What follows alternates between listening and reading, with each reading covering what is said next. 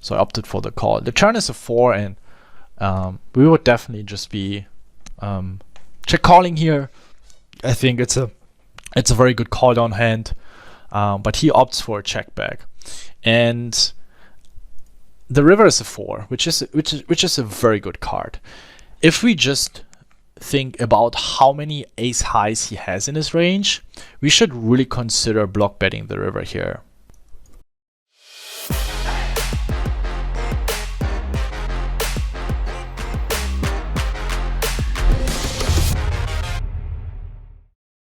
Hello my friend, and welcome to a very special review. I'm going to review 3 hands from my 1K scoop win. It's 3 hands from Heads Up that I personally found very interesting and that I thought are worth sharing with you, where I see people doing a lot of mistakes, and I would say, yeah, we jump right into the action. We are now Heads Up, and we're playing for almost $100,000. I mean, now I think the Heads Up was for $25,000, and we have a very tough opponent. At this point in time, it was a back and forth. I started, I think I had a 2-1 chip lead to the Heads Up to begin with, and he caught up, or he catched up, and then he had the chip lead, and then I had the chip lead, he had the chip lead, then I had the chip lead. Like it was literally back and forth. But however, I opted for a min-raising strategy for one particular reason. I figured out he's defending very, very wide, and I thought at the beginning I can take advantage of it, playing against a very, very wide range.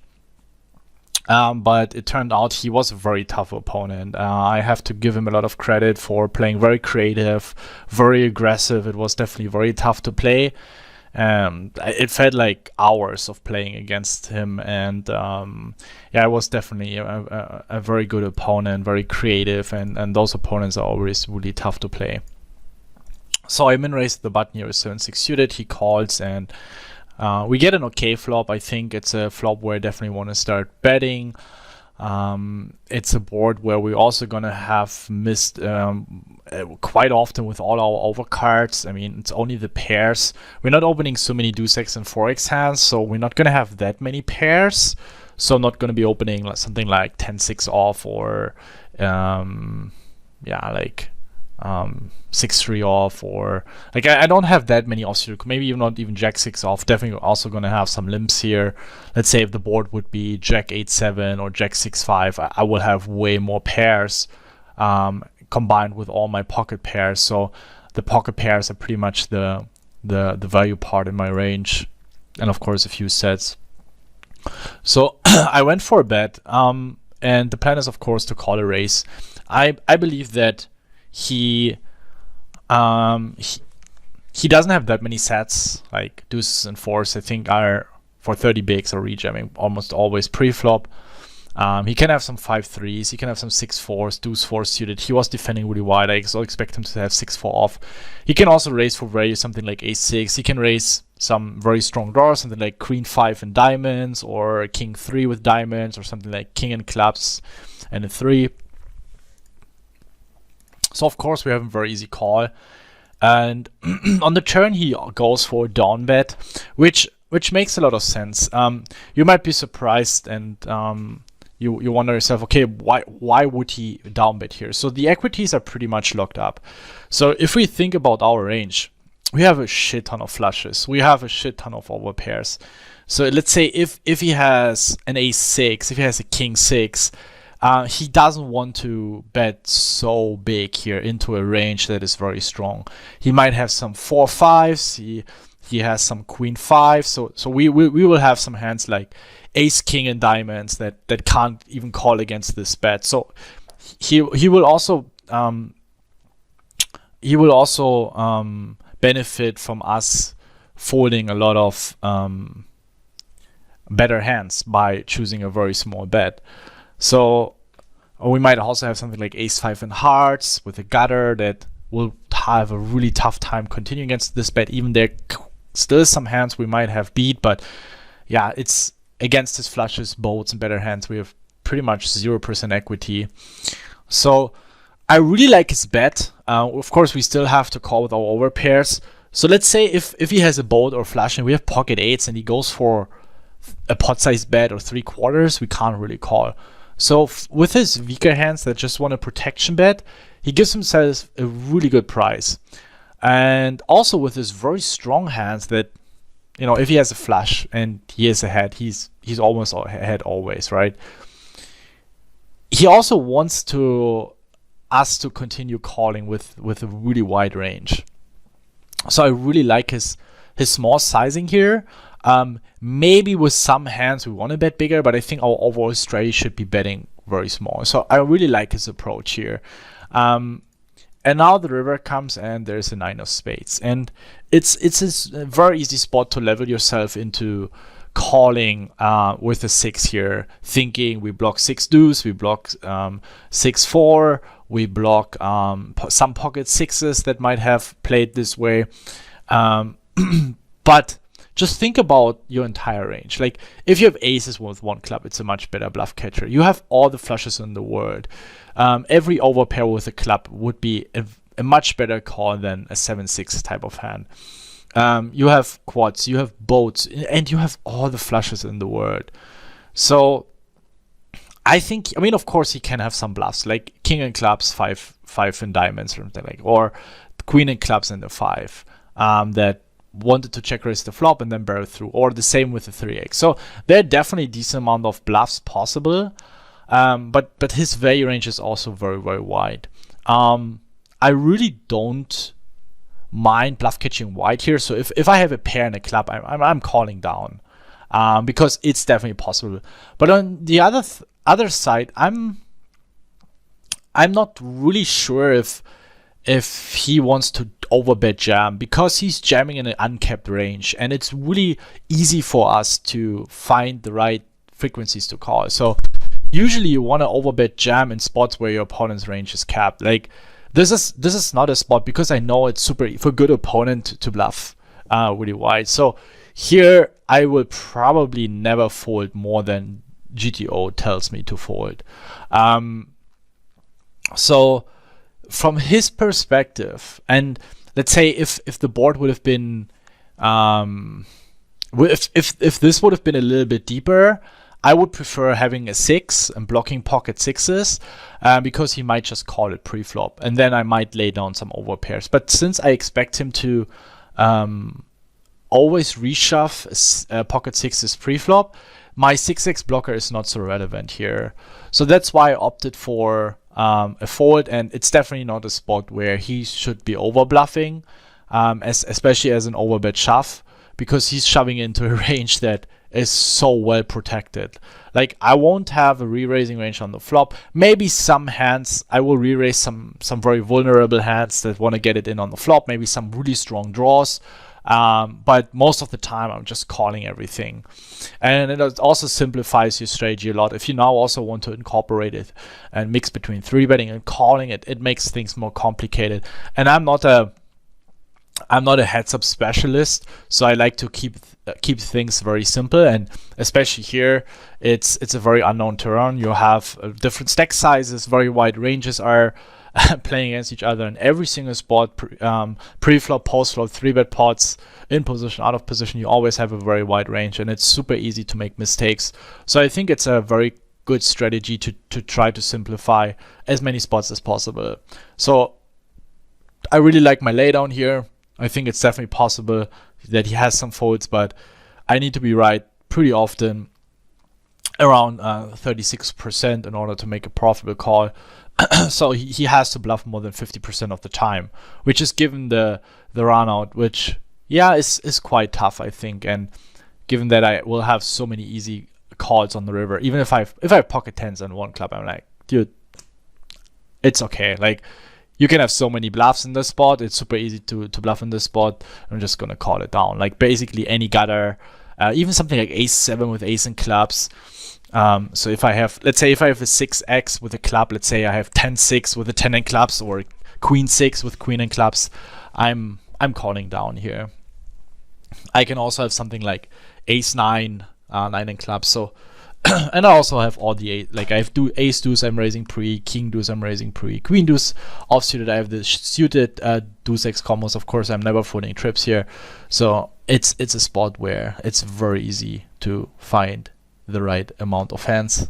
So let's look into the next hand. It wasn't such a big pot, but yeah, definitely a huge league I see for many players. So I opted to defend here pre-flop, which is pretty standard, a king x hand against the white raising range. And we flop a pair, bottom pair, and a backdoor flush draw and an overcard, which is a very strong holding here.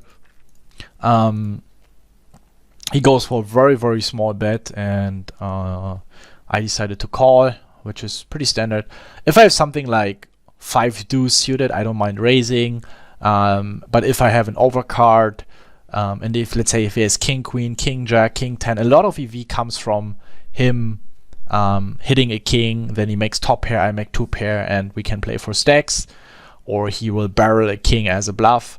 But if you have 4 deuce or 5 deuce suited with some backdoor straight draw opportunities, it makes a lot of sense to raise here on the flop to protect your hand against all the king queens, queen jack, jack 10s, 10 9s. But with one additional overcard, it makes a little more sense just to call. So I opted for the call. The turn is a 4, and we would definitely just be check calling here. I think it's a very good call down hand. But he opts for a check back, and the river is a 4, which is a very good card. If we just think about how many ace highs he has in his range, we should really consider block betting the river here. Since there is no ace or king out there on the board, it unblocks all the a6 combos he can have in his range. Right, he will play ace king like this, ace queen like this, ace jack, ace 10, ace 8, ace 9, and he has for each offsuited combination, or each offsuited hand, 12 combinations. Same for the suited. Then he can have jack deuce, 10 deuce, 5 deuce suited. He was playing close to any 2, so he might even have 5 deuce suited, and he has some good king highs that we have, because we have all the 8 9s, 10 9s that we're floating with, some like queen 5 and diamonds type of hands. So it's super easy in this spot to level yourself into a call. Pocket 5s, pocket 6s might be second barreling for value on the turn against any deuce 3 4 plus an additional gut shot. So yes, he can check back some 6s or 5s, but he will definitely bet some of those. He will check back some of those, so it's not that he will have 100% of those combinations. Every 7 would be barreling. A 4 is good because the 4 on the river, it makes it less likely that he has a 4, and this is one of the spots where I definitely want to bet small. And yeah, value bet against ace highs, weaker deuce x, some king highs. Against this small sizing, he definitely has to catch some ace highs, and it's a big league where I see a lot of players shying away from making thin value bets in spots where ranges are very wide. He's raising an 80-90% range on a pre-flop, and he's could be easily betting his entire range on the flop. And nothing changes from turn to river that much. So he still has so much crap in his range, and we definitely want to attack that by value betting very thin, and of course also by bluffing, like 8-9 here, just attack his jack 8 offs type of hands. It makes a lot of sense, and he's a good player, and he's probably aware of it, so he will catch some ace highs. Otherwise he gets totally destroyed in the spot if he starts folding all his ace highs. And we get the call from ace high. I think it's a good call. I think I will find enough bluffs, something like king 6, king 5 in diamonds, or clubs with like any king high, queen high with an over and backdoor straight draw has to call on the flop against that small sizing. Even something like jack 5 in diamonds, let's say we have jack 5 with jack in hearts. Of course, we also have a bigger sizing. Like this is one of the spots where if I have a weekend, I want to bet small. And if he raises, we can still opt to bluff catch here if we think he's just full of shit, right? Because his value range is very narrow. And if I have a boat, I'm also blocking like 4-3, for example. I'm block betting something like pocket threes, pocket deuce. I'm jamming pre, but something like 7-4 suited. A very, very strong flush. We could play small bet and then jam. And I think king deuce here, if I think this guy is just messing around and raising thin for value, maybe sixes or fives. And I think sixes and fives should always value raise here on the river against the deuce, or the three against that small sizing. We can also play bet shove on the river as bluff and turn our hand into a bluff. It's very advanced, it's very bossy, but it's definitely an option. One of the key hands, as you can see at the beginning, yeah, I think by now we regained chip lead. He was chip leading somewhere in the middle of the match for quite some time. And then we had this hand here. He was very aggressive against limps, so I started limping more stronger hands, and in general also tighten up my small blind range. He kept playing very aggressive against it, which was really good for me, because my strategy was, I think, generating a decent amount of profit. I mean, it's just, I haven't seen the review yet on YouTube what he was up to, but yeah, based on my feeling, I think he was playing a little too aggressive.